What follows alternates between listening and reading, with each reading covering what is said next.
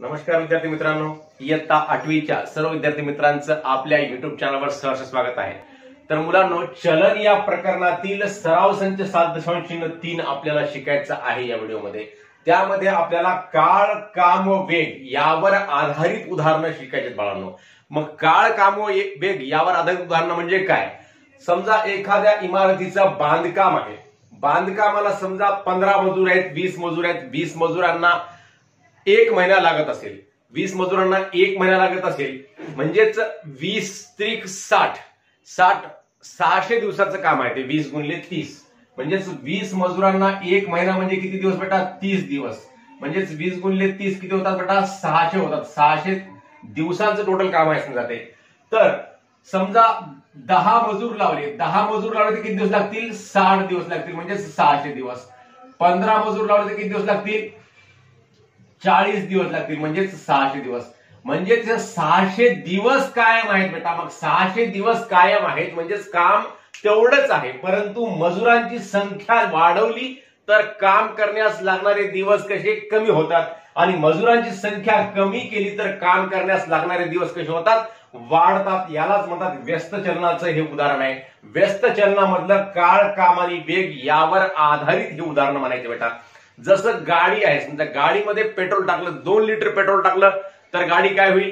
100 kilometre जाईल समजा। आणि 1 लिटर पेट्रोल टाकलं तर काय होईल? गाडी 50 किलोमीटर जाईल। आणि 3 लिटर टाकलं तर 150 किलोमीटर जाईल। म्हणजेच गाडी आणि गाडीतलं पेट्रोल हे काय होते? गाडीचा अवरेज आणि गाडीचं पेट्रोल यांचं समचलन आहे, म्हणजे सारख्या प्रमाणामध्ये। जसं जास्त पेट्रोल टाकलं तर गाडी जास्त अंतर जाईल आणि कमी पेट्रोल टाकलं तर गाडी कमी अंतर जाईल, हे समचलन झालं। परंतु हे काय झालं? व्यस्त चलन। म्हणजे एक बाब कमी केली तर दुसरी बाब वाढते, एक बाब वाढवली तर दुसरी बाब काय होते? कमी होते। याला म्हणतात व्यस्त चलन। आणि दोन्ही बाबी समप्रमाणामध्ये वाढवल्या तर समप्रमाणामध्ये वाढतात, आणि एक बाब वाढवली दुसरी बाब सुद्धा समप्रमाणात वाढत असते, त्याला म्हणायचं समचलन। आणि एक बाब कमी केली तर दुसरी बाब वाढते, अशा प्रकारच्या चलनाला म्हणायचं व्यस्त चलन। आणि काळ, काम व वेग हे त्यावर आधारित आपल्याला व्यस्त चलनावर आधारित उदाहरणं आपल्याला या सराव संच 7.3 मध्ये शिकायचे बाळांनो। तर हे सर्व उदाहरण शिकण्याच्या अगोदर तुम्हा सर्व विद्यार्थी मित्रांना विनंती आहे की आपण जर या चॅनलवर नवीन असाल तर सर्व विद्यार्थी मित्रांनी आपल्या चॅनलला सबस्क्राईब करावं व सबस्क्राईब करून बेलचं बटन दाबावं, जेणेकरून मी पाठवलेला प्रत्येक व्हिडिओ तुमच्यापर्यंत सर्वात अगोदर पोहोचेल व आपण गणित या विषयाचा चांगल्या प्रकारे अभ्यास करू शकाल। इयत्ता 5वी स्कॉलरशिप गणित ते इयत्ता 10वी गणित पर्यंतचा प्रत्येक सराव संच व प्रत्येक सराव संचामधील प्रत्येक गणित आपल्या चॅनलवर आपल्या प्लेलिस्टमध्ये उपलब्ध आहे। म्हणून सर्व विद्यार्थी मित्रांनी आपल्या चॅनलला सबस्क्राईब करावं ही विनंती आहे। तर बेटा, याच्यामधला पहिला प्रश्न आपण आता या ठिकाणी बघणार आहोत।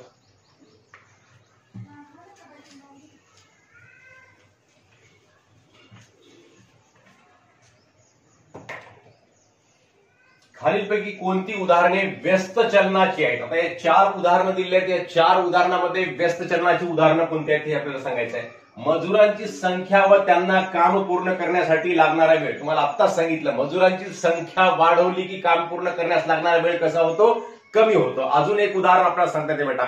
आपल्यापैकी बरेच जण शेतकरी कुटुंबातील असतात, आपले पालक शेतकरी असतील। आपलं शेत आहे, समजा शेतामध्ये आपल्याला 1 एकर जमीन निंदन करायचे, 1 एकर जमीन काय करायची? निंदायची आहे। समजा 1 एकर जमीन आहे आणि 1 एकर जमिनीचं काय करायचंय? निंदन करायचंय। निंदन म्हणजे त्या पिकाचं तण वगैरे काढत असतो आपण निंदन करून। मग हे 1 एकर जमिनीमध्ये निंदन करण्यासाठी 10 मजूर लागत असतील। 10 मजूर लागत असतील तर 10 मजूर समजा आपण एकाच दिवशी लावले 10 मजूर, तर ते निंदन एका दिवसामध्ये होईल। 10 मजूर भेटले नाही, समजा 5 मजूर लावले तर निंदायला किती दिवस लागतील? 2 दिवस लागतील। समजा 2च मजूर भेटले तर किती दिवस लागतील निंदन करायला? 5 दिवस लागतील। आणि समजा कोणीच भेटलं नाही, त्या शेतकरी कुटुंबातील एक स्त्री एकटीच निंदत आहे, तर तिला किती दिवस लागतील बेटा? 10 दिवस लागतील। म्हणजे हे काय झालं बेटा? व्यस्त चलन झालं। म्हणजे मजुरांची संख्या जास्त राहिली की दिवस कसे लागायलेत? कमी लागायलेत। आणि मजुरांची संख्या जशी जशी कमी होत जाईल तसे तसे इकडे दिवस काय होत आहेत? वाढत जात आहेत बेटा। म्हणजे यालाच म्हणतात व्यस्त चलन, यालाच म्हणतात काळ, काम आणि वेग यावर आधारित उदाहरण म्हणतात बेटा याला।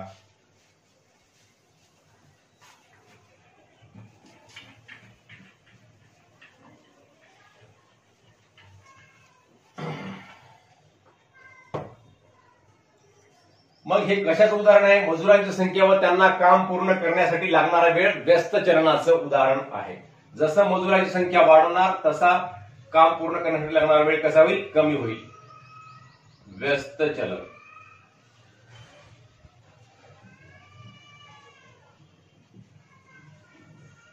हौद भरण्यासाठी असलेल्या एकसारख्या नळांची संख्या व हौद भरण्यासाठी लागणारा वेळ. आता एकसारखे नळ आहेत हौद भरण्यासाठी, समजा 10 नळ आहेत एक हौद भरण्यासाठी. 10 नळ एकाच वेळी चालू केले तर हौद कसा होईल? कमी वेळामध्ये भरेल. 5 नळ चालू केले तर जास्त वेळ लागेल. 2 नळ चालू केले तर अजून जास्त वेळ लागेल आणि 1 नळ चालू केलं तर अजून जास्त वेळ लागेल. म्हणजेच हे सुद्धा कसं आहे? व्यस्त चलनाचं उदाहरण आहे. जसं जसं नळांची संख्या वाढवली तसं तसं वेळ कसा होईल? हौद भरण्यासाठी कमी लागेल आणि जसं जसं नळांची संख्या कमी केली तसा तसा हौद भरण्यासाठी वेळ कसा लागेल? जास्त लागेल. म्हणजे हे सुद्धा कसं आहे बेटा? व्यस्त चलनाचं उदाहरण आहे. कोणतं उदाहरण कशाचं आहे हे आपणास समजणं आवश्यक आहे. त्या आधारेच आपण गणित सोडू शकतो. आता वाहनात भरलेले पेट्रोल व त्याची किंमत. आता हे अतिशय सोपं आहे. वाहनामध्ये समजा 1 लिटर पेट्रोल भरलं, 90 रुपये किंमत आहे. त्याची किंमत 1 लिटर पेट्रोलची 90 रुपये. 2 लिटर भरलं तर 180 रुपये. 3 लिटर भरलं तर 270 रुपये.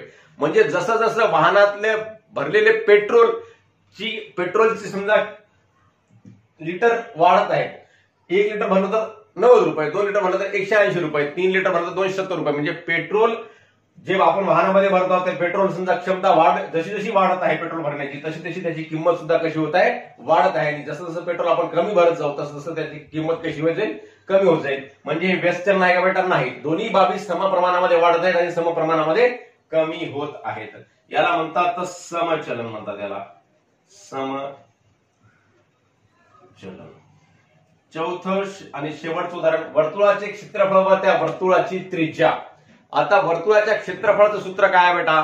तर पाय आर चा वर्ग. पाय आर चा वर्ग हे वर्तुळाच्या क्षेत्रफळाचं सूत्र आहे. पाय आर चा वर्ग. मग वर्तुळाची त्रिज्या समजा किती असेल? 5 सेंटीमीटर असेल तर त्या प्रमाणामध्ये वर्तुळाचे क्षेत्रफळ असेल. 7 सेंटीमीटर केले की ते वर्तुळाचे क्षेत्रफळ अजून वाढेल. 8 सेंटीमीटर केलं तर अजून वाढेल. 10 सेंटीमीटर केलं तर अजून वाढेल. 20 सेंटीमीटर केलं तर अजून वाढेल. म्हणजे जशी जशी त्रिज्या वाढत जाईल तसं तसं त्या वर्तुळाचं क्षेत्रफळ सुद्धा वाढत जाईल. म्हणजे दोन्ही बाबी समप्रमाणामध्ये वाढत आहेत आणि समप्रमाणामध्ये कमी केल्या तर समप्रमाणामध्ये कमी होत आहेत. म्हणून याला सुद्धा काय म्हणायचं बेटा? समचलन म्हणायचं. व्यस्त चलन म्हणजे एक बाब वाढवली तर दुसरी बाब काय होते? कमी होते. आणि एक बाब कमी केली तर दुसरी बाब वाढते. म्हणजे दोघांचं प्रमाण कसं असते? उलट असते. एकाला कमी केलं तर दुसरं वाढते, दुसऱ्याला कमी केलं तर पहिलं वाढते. अशा प्रकारचे चलनाला व्यस्त चलन म्हणतात. आणि दोन्ही बाबी समान वाढल्या तर त्याला समचलन म्हणत असतात. तर यावर आधारित आपल्याला उदाहरण या ठिकाणी बघायचे आहेत. यामधला दुसरा उदाहरण आहे, जर 15 मजुरांना एक भिंत बांधण्यास 48 तास लागतात तर 30 तासांत ते काम पूर्ण करण्यासाठी किती मजूर लागतील? आता 15 मजूर सांगितले बेटा आणि एक भिंत बांधायची आहे. त्या भिंत बांधण्यासाठी 48 तास लागतात म्हणून सांगितलेलं आहे. मग हे काय झालं? मजुरांची संख्या किती झाली? 15 झाली. आणि भिंत बांधण्यासाठी तास किती लागायले? तर 48 लागायले. समजा मजुरांची संख्या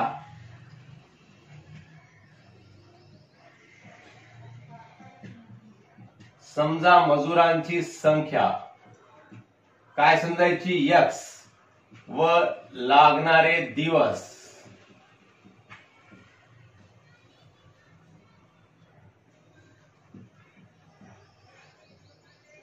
Y मानू.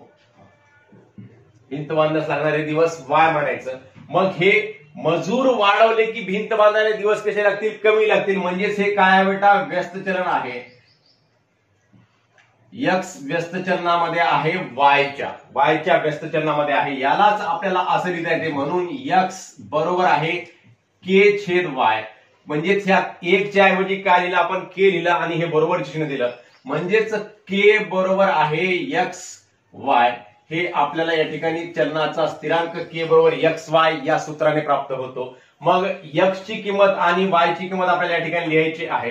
काय सांगितलं? जर X बरोबर 15 आणि Y बरोबर 48 तर K बरोबर किती? मग आता K काढून घेऊयात मुलांनो या सूत्राच्या आधारे. K बरोबर आहे XY बरोबर आहे 15 × 48, 15 × 48, 15 15 1 15 15 2 30, 15 3 45, 15 4 60, 15 5 75, 15 6 90, 15 7 105, 15 8 120. 120 ला शून्य हाचे आले 12, 15 चौक 60 आणि 12 किती 720. म्हणून के बरोबर आहे 720. हा काय आहे बेटा, चलनाचा स्थिरांक आहे, चलनाचा स्थिरांक आहे. मग चलनाचा स्थिरांक किती आला, के बरोबर 720 आला बेटा. आणि के बरोबर काय आहे सूत्र, एक्स वाय आहे. मग एक्स आणि वाय ची किंमत आपल्याला या ठिकाणी दुसरी सांगितली 30 तासामध्ये, म्हणजे तास सांगितले किती 30. सॉरी, तर दिवसच्या ऐवजी आपण तास करूयात, लागणारे तास.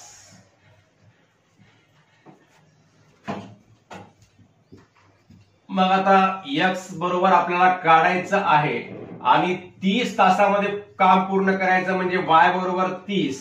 के बरोबर किती आहे बेटा, के बरोबर कायम राहणार हे 720. के म्हणजेच या एक्स आणि वायचा गुणाकार कायम राहणार आहे, म्हणजे 720 तासाचं ते एकूण काम आहे. मग वाय ची किंमत 30 असेल तर एक्स ची किंमत किती, आपण काय करू शकतो, सरळ सरळ के बरोबर एक्स वाय हे लिहून टाकायचं आणि के ची किंमत लिहायची 720 बरोबर आहे. एक्स ला एक्स, वाय ला किती लिहायचं 30 लिहायचं बेटा.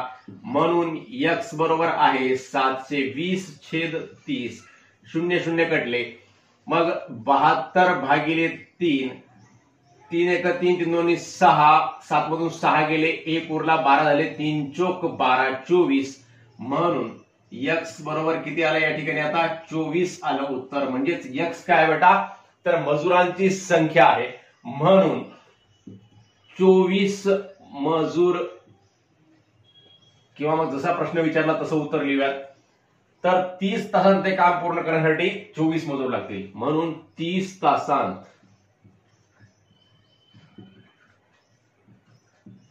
ते काम पूर्ण करण्यासाठी किती मजूर लागतील, 24 मजूर लागतील. अशा प्रकारचे हे प्रश्न असतात काळ, काम व वेग वरले. दुसऱ्या भाषेमध्ये सांगायचं असेल तर व्यस्त चलनावरले. अतिशय सोपे असतात. व्यस्त चलनामध्ये काय करायचं असते, अगोदर चलनाचा स्थिरांक काढून घ्यायचा, ही माहिती लिहायची. एक्स व्यस्त चलनामध्ये आहे, वाय च्या हे लिहायचं, आणि नंतर एक्स बरोबर के छेद वाय आणि के बरोबर मग काय होईल एक्स वाय. तुम्हाला पूर्वीच्या व्हिडिओमध्ये सांगितलेलं आहे, व्यस्त चलनामध्ये हा एक्स वाय चा गुणाकार स्थिर असतो आणि समचलनामध्ये एक्स वाय चं गुणोत्तर स्थिर असते बेटा. गुणाकार आणि गुणोत्तर हे दोन शब्द लक्षामध्ये ठेवायचे, त्यावर आधारितच समचलन आणि व्यस्त चलन आहे. मग समचलनामध्ये काय असते, एक्स छेद वाय बरोबर के असते, आणि इथं के बरोबर एक्स आणि वाय चा गुणाकार असतो. अशा प्रकारे आपण हे दोन प्रश्न सोडवले आहेत. लगेच आपण पुढचे दोन प्रश्न सोडवूया. तर मुलांनो, तिसरा प्रश्न आहे, पिशवीत दूध भरण्याच्या यंत्राद्वारे 3 मिनिटांत अर्ध्या लिटरच्या 120 पिशव्या भरल्या जातात, तर 1800 पिशव्या भरण्यासाठी किती वेळ लागेल. बेटा 3 मिनिटांमध्ये 120 पिशव्या भरल्या जात आहेत आणि मग 1800 पिशव्या भरायचं आहे. म्हणजेच हे व्यस्त चलनाचं उदाहरण आहे का समचलनाचं उदाहरण आहे, थोडासा विचार करा. म्हणजेच जसा जसा पिशव्यांची संख्या जास्त भरायची असेल तसं तसा वेळ कसा होईल, जास्त लागेल. आणि पिशव्यांची संख्या कमी वेळामध्ये कमी पिशव्या भरल्या जातील, जास्त वेळामध्ये जास्त पिशव्या भरल्या जातील. म्हणजे हे समचलनाचं उदाहरण आहे. जरी काळ, काम व वेग यामध्ये दिलेलं असले तरी हे समचलनाचं उदाहरण आहे, समजून घ्या. म्हणजे आपल्याला माहितीच्या आधारे उदाहरण कोणतं आहे, व्यस्त चलनाचं आहे का समचलनाचं आहे, हे समजून घ्यावं लागते आणि समजून घेऊन गणित सोडवावं लागते, अन्यथा आपलं गणित चुकून जाऊ शकते.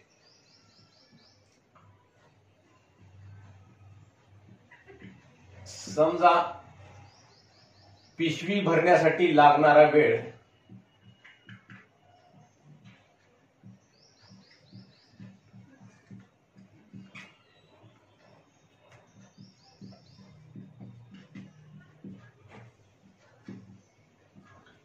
काय म्हणू, टी, व पिशव्यांची संख्या म्हणजेच नंबर एन म्हणू, पिशव्यांची संख्या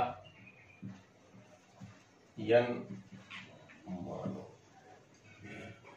म्हणून उदाहरणातील माहितीनुसार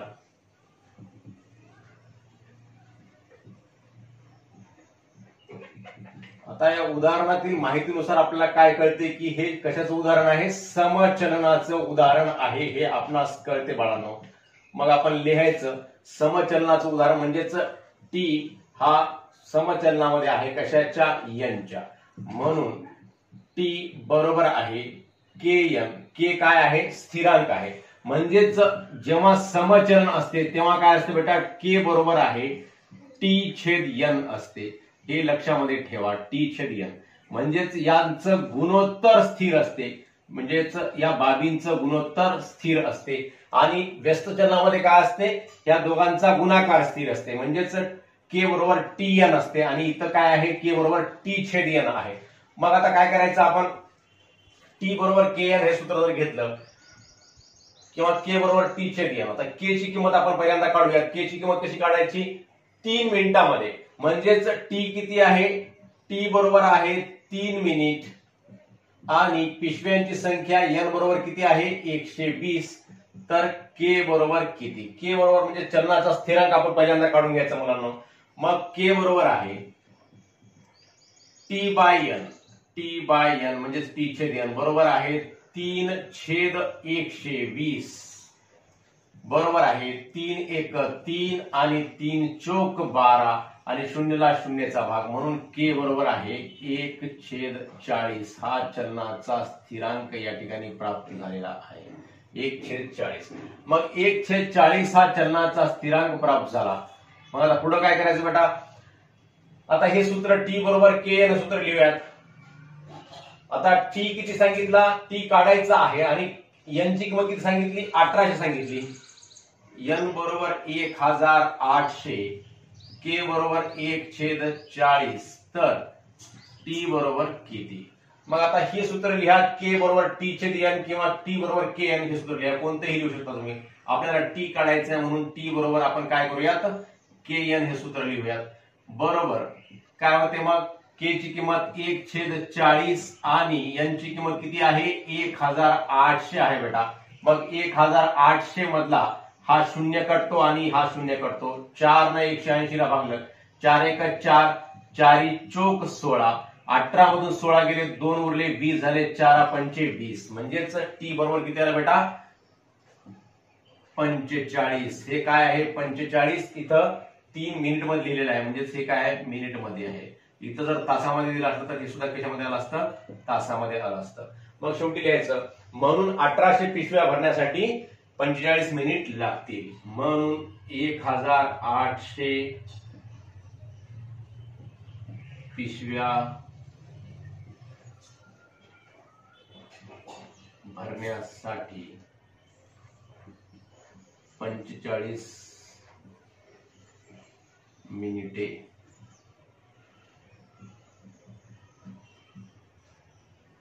लागतील. अशा प्रकारे हे आपण तिसरं उदाहरण या ठिकाणी सोडवलेलं आहे.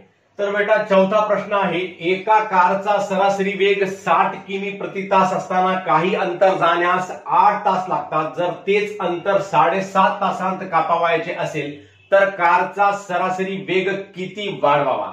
आता कार आहे, एका कारनं एका गावाला जायचं, समजा अंतर पार करायचं. ते अंतर आपण या कारची स्पीड, कारचा वेग 60 किमी प्रति तास असताना त्या गावाला निश्चित ठिकाणाला पोहोचण्याला किती वेळ लागत आहे, 8 तास लागत आहेत. म्हणजे टाइम किती लागत आहे, 8 तास. मग 7.5 तासामध्ये जर ते अंतर पूर्ण करायचं असेल, म्हणजेच आपल्याला कमी वेळामध्ये अंतर पूर्ण करायचं आहे, तर मग आपल्याला काय करावं लागेल, कारची स्पीड वाढवावी लागेल. म्हणजेच स्पीड जशी जास्त वाढवली, वेग जसा जास्त वाढवला, तर ते अंतर जे आहे ते अंतर तेवढंच राहणार आहे, परंतु त्या अंतरावर पोहोचण्यासाठी लागणारा वेळ कसा होणार आहे, कमी होणार आहे. आणि कारची स्पीड, कारचा वेग जर कमी केला तर ते अंतर जे आहे त्या अंतरापर्यंत पोहोचण्यासाठी लागणारा वेळ जास्त लागणार आहे. स्पीड कमी केली, वेळ जास्त, स्पीड वाढवली, वेळ कमी. थोडक्यामध्ये असं सांगता येईल. आपणा सर्वांना माहितीच आहे, आपण आपल्या घरी, बऱ्याच जणांच्या घरी गाडी असेल, मोटरसायकल असेल, काहीतरी असेल, आपण वाहन चालवताना आपले वडील जेव्हा वाहन चालवतात तेव्हा तुम्ही बरेच जण बघत असाल, स्पीड जशी जास्त असते वाहनाची तसं तसं अंतर आपलं कसं होते, लवकर येते. म्हणजेच वेळ आपल्याला कमी लागतो. आणि स्पीड कमी असेल तर वेळ कसा लागतो, जास्त लागतो. या आधारे म्हणजेच हे कशाचं उदाहरण आहे बेटा, व्यस्त चलनाचं उदाहरण आहे. म्हणजे एक बाब कमी केली दुसरी बाब वाढते आणि एक बाब वाढवली तर दुसरी बाब कमी होते. व्यस्त प्रमाण आहे. समजा कारचा सरासरी वेग किती सांगितला 60 किमी प्रति तास. म्हणजेच समजा कारचा वेग म्हणजेच आपण यस मानूयात. समजा कारचा वेग यस व लागणारा वेळ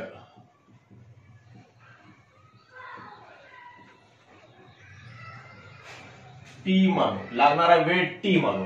मग आता यस आणि टी हे कसे आहेत बेटा? व्यस्त चलनामध्ये आहेत. म्हणजेच यस म्हणजेच स्पीड वाढवली तर टी कसा होईल? कमी होईल. आणि स्पीड कमी केली तर टी कसा होईल?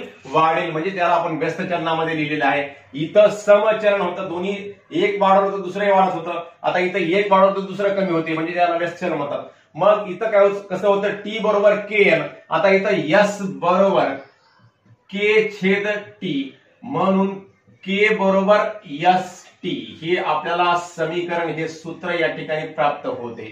मग आता आपल्याला एस टी हे काढायचं, के ची किंमत काढायची म्हणजे चलनाचा स्थिरांक काढायचा आहे. म्हणून के बरोबर आहे एस ची किंमत किती सांगितलेली आहे? स्पीड किती सांगितली? 60 सांगितली. आणि टाइम किती सांगितला? 8 तास सांगितला. बरोबर आहे 800 आणि 8×45 8 सख 48. म्हणून के बरोबर आहे 480. के बरोबर 480 ही किंमत प्राप्त झाली बाळा. याला काय म्हणायचं? चलनाचा स्थिरांक म्हणतात. चलनाचा स्थिरांक म्हणतात. चलनाचा स्थिरांक आहे हा 480. मग आता काय करायचं आपल्याला? 7.5 तासामध्ये ते अंतर कापायचं आहे. म्हणजे 7.5 तास म्हणजे वेळ कमी. आपण या ठिकाणी वेळ कमी वेळेमध्ये पार करायचा आहे. मग स्पीड काय करावं लागेल? वाढवावी लागेल. मग आता इथं लिहूया तर टी बरोबर 7.5 आणि के बरोबर 480. तर आपल्याला काय काढायचं? एस बरोबर किती? मग आता हेच सूत्र लिहायचं. के बरोबर एस टी म्हणून के बरोबर आहे एस टी म्हणून के ची किंमत किती आहे बेटा? 480 आहे. आणि एस ची किंमत आपल्याला काढायची आहे. आणि टी ची किंमत किती सांगितली? 7.5 सांगितली. 7.5 म्हणून यस बरोबर आहे 480 छेद 7.5. आता इथला दशांश चिन्ह उडवण्यासाठी काय करायचा? म्हणजेच याला 10 गुणायचं, वरही सुद्धा 10 गुणायचं. म्हणजेच वर 10 गुणल्याने किती होते? 4800 होतात. आणि खाली 75 होतो बेटा. आता इथं 25 न भाग जातो खाली सुद्धा आणि वर सुद्धा जातो. कारण शेवटी 2 शून्य आहेत. म्हणजेच 25च्या पटीमध्ये दोन्ही संख्या आहेत. 25 दोन्ही 50, 25 त्रिक 75, 25 एक 25 उरले किती? 23 उरले या ठिकाणी 23. मग 230 झाले. 25 8 200.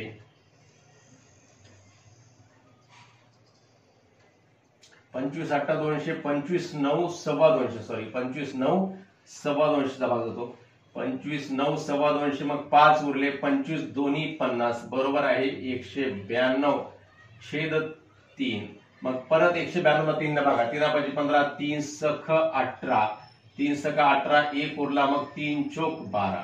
म्हणजेच वेळ किती लागत आहे? म्हणून यस बरोबर आहे सॉरी स्पीड किती पाहिजे? मग 64 किलोमीटर प्रति तास. मग 64 किलोमीटर प्रति तास स्पीड जेव्हा असेल तेव्हा त्या कारला 7.5 तास म्हणजे 7.5 तास लागतील. मग इथं प्रश्न काय विचारला आपल्याला? कापवायचे असेल तर कारचा सरासरी वेग किती वाढवावा म्हणते बेटा. पूर्वी कारचा वेग होता 60 किमी प्रति तास आणि किती वाढवावा म्हणल्यानंतर मग 64 किमी प्रति तास आपल्याला वेग आवश्यक आहे. म्हणजेच किती वाढवावा लागेल मग आता? म्हणून 64 मधून 60 काय करायचे? वजा करायचे. कारचा वाढवावा लागणारा वेग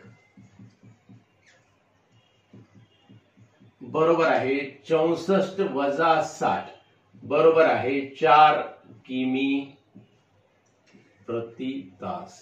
एवढा वेग ह्या कारचा वाढवावा लागणार आहे बाळांनो. हे लक्षात ठेवा.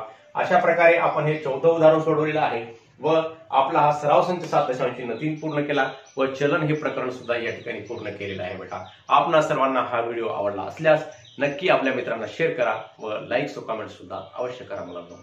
धन्यवाद.